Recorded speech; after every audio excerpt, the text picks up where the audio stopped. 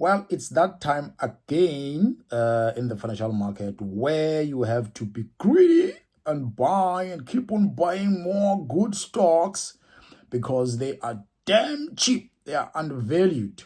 Talking about resource stocks, specifically the gold stocks. The gold, it has been beaten a lot recently due to the interest rate sentiment, because a lot of people feel like interest rates will be increased because of higher inflation, which is caused by higher oil prices due to the closure of the Strait of Hormuz by Iran in the Middle East. So the war in the Middle East between the US and Iran and also Israel, actually, it has escalated the increase of the oil prices, which actually people think that this will cause higher inflation, and hence most of central banks will increase interest rate. Hence, gold was affected by that, and it's been declining. And also, of course, the share price of most of the gold miners also went down with the gold price, and that has created a lot of stocks to be very, very cheap.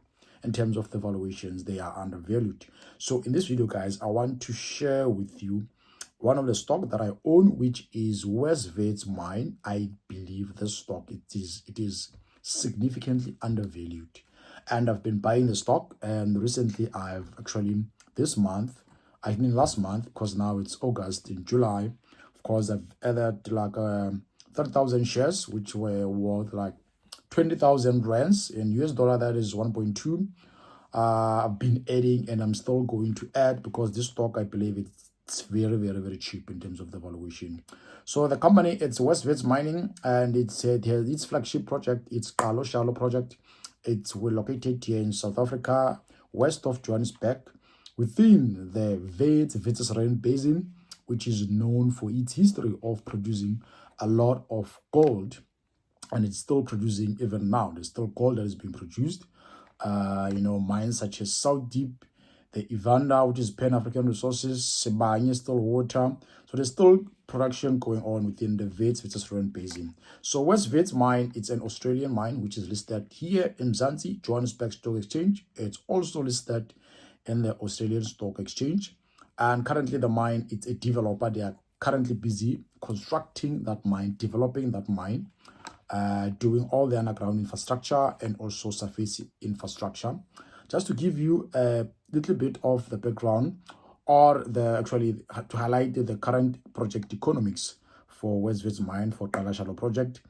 And according to their definitive feasibility studies, which was completed in 2025 July, the company has actually stated an NPV of $500 million US dollar, which is 500 million US dollar, at a discount rate of 7.5%. And the revenues that will be generated over that period, which is 17 years in terms of the life of a mine. Life of a mine is 17 years. It will be 2.7 billion. So of course, this NPV was obtained using the gold price of 2,850 US dollar per ounce. That is the gold price that was used to estimate the cash flow, so that they can get this NPV, which is net present value, of $500 million. Now, the gold price is currently trading around 4,000 US dollar per ounce. And of course, the value of that project, it's up now. It's more than $500 million. Probably it's around 1.2 or 1.5 billion if you're using gold price of maybe 3,500 US dollar per ounce. So, which makes this stock very, very, very cheap if you compare its market cap to the NPV. But we will go to that soon. Now, the free cash that will be generated over 17 years, which is the life of your mine, it's 983 million US dollar. And the payback period, which is the time to which they will start paying back the loans that they took to actually fund this project, it's 8 months, and it has an internal return of rate of 81%, which is the internal rate of return, 81%, which is very, very high, because normally the most accepted IRR is 30%. So 81%, it's very, very, very, very good. So the all-in sustaining cost, the cost of producing those ounces for this, according to these DFS studies, it is 1,289 US dollar per ounce, which is very, very, very cheap, because a lot of mines, their cost of producing this gold, normally it ranges around 2,000 US dollar per ounce. But these guys, they seems to be a low cost producing mine if they actually deliver these numbers according to their definitive Phillips feasibility studies. If they do deliver this, if the management deliver this, this is going to be a quite good thing, because the share price will follow that, which I believe they will do, based on how they are saying they're going to mine this gold in terms of the mining method, which is hybrid. Conventional in stoping, then development is going to be trackless, of course. We're talking about LHDs and the rig that will be drilling. So, which is actually possible because we do have skills for that kind of work here in South Africa, for conventional and also for trackless, and it's contract mining, which is also good. All right, so those are just give you a little bit of the economics of the project, so that you can have a feeling of what you are missing out here, because the current market cap of the stock currently now, it is around 200 million Australian dollar. Of course, if you use a rate and convert that into USD, of course, it's less than 200 US dollar in terms of the value of the whole company. But when you compare that with its actually value of the project, you will see that this company is actually very, very, very cheap, because it's trading around like 20 to 30% to its net present value, which is very, very cheap when you compare it with other companies, and also when you look at what they've achieved so far during their project development. So, just to give you a highlight on their recent quarterly activity, they've achieved a great milestone in terms of development. You know, one of their decline, which is One West decline, it has actually unlocked access to their historically pre-developed stopes. So stopes, it's where we actually mine the actual gold. Stopes, that's where we have this rock that contains gold. We call it the reef. So before you even start a mine, you need to develop access to go through that rock that contains gold, which is known as the reef. So that's what they're currently doing now.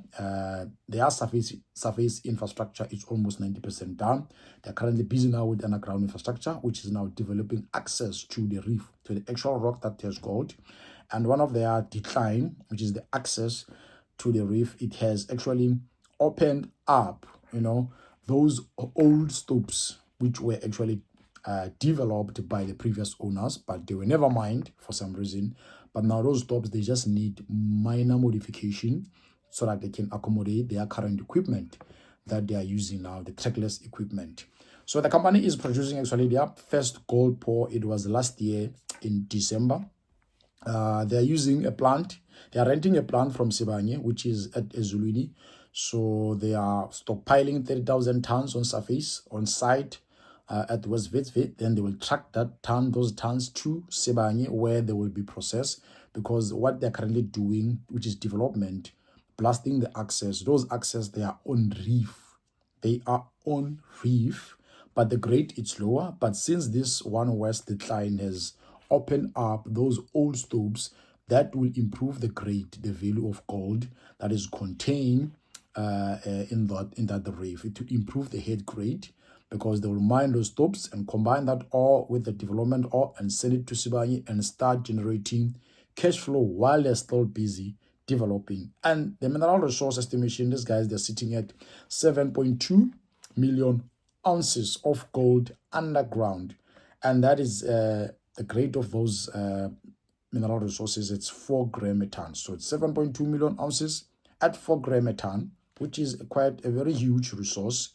So and when you compare this developer with other stocks around Africa, which actually companies that are developing mines around Africa, which is other developers, if I were to use the correct terminology there, this stock it's very, very cheap, because I'm comparing the enterprise value per ounce, and this stock, it has an enterprise value per ounce of 29 US dollar per ounce, but its peers, they are averaging at 130 US dollar per ounce. So what is an enterprise value per ounce? So this is what the market is actually pricing this stock per ounce. This is, say it in simple ways, it's like, how much would you pay for each an ounce that is underground for West Wits?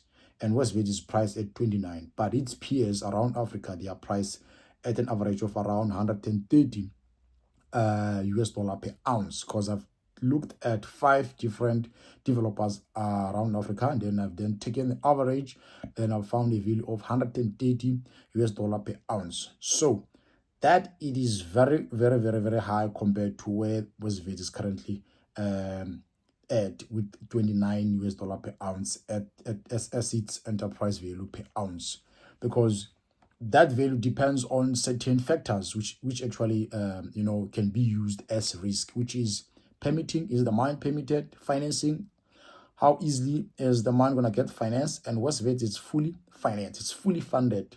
And then we're looking at things at commodity prices, looking at things at the committees of the management. Can they actually execute and deliver what they say they will deliver to their definitive feasibility studies, of the goal that they say they want to deliver? Because Westwich is promising us that they will deliver 70,000 ounces of production per annum. That is their fully production for the whole life of a mine. That is their full production capacity, which is 70,000 ounces per annum.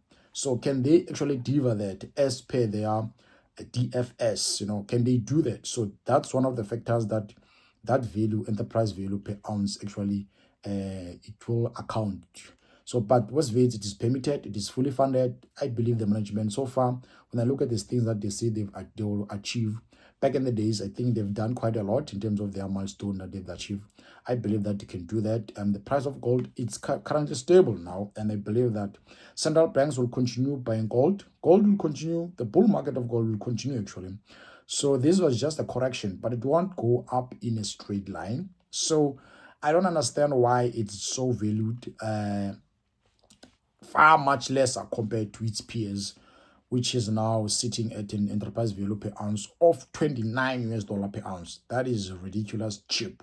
So I've been buying this stock because it's cheap, and I understand the project, and of course it's from here in my country in South Africa, in Krugerstop. So it's a great stock, and I will continue buying more shares because stock is just sitting there. It pulled back. It used to trade around 80 cents. Currently now is trading at around 40 cents. At some point it was at 39 cents.